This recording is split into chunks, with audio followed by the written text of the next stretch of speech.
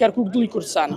من وەکو کەرکووکیەک لە دوای 16 ئۆکتۆبەرەوە زۆرجا هەستمان بە ئەوە کردووە کە میلەتی کورد یاخود نەتەوەی ئەوانەی کە کورد زمانن لە کەرکووک هاوڵاتی پلەدون لە کەرکووک بەردەوام لە ئیداری ڕاکانجبوریە هاوڵاتی کورد هەستی بەوە دەکرد کە هاوڵاتی پلەدووە نەی دەتوانی ئازادانە ڕای خۆی دەربڕێ ئازادانە جلینەتەوەی لەبەرکە ئازادانە نەتەوە پەروەری خۆی دەربڕێ.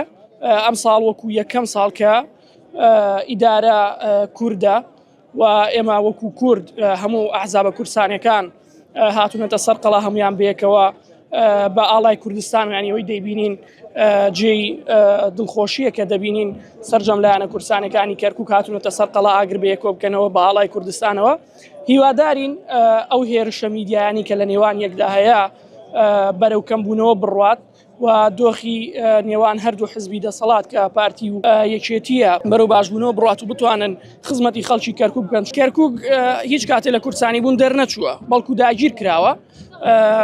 هەمیشە کەرکووک بەلای ئێمەوە کوردستانیە، خاک و ناسنامەی کوردستانیە، هەرچەندە ئەگەر لە ماوەکانی ڕابردوودا لە چەندین ڕژێمی جیاواز کەرکووک داگیر کراو بێ، بەڵام کەرکووک لە دڵی ئێمەی کەرکووکی و لە دڵی سەرجەم کەرکووکیەکان و سەرجەم کوردستانیان کوردستانیە.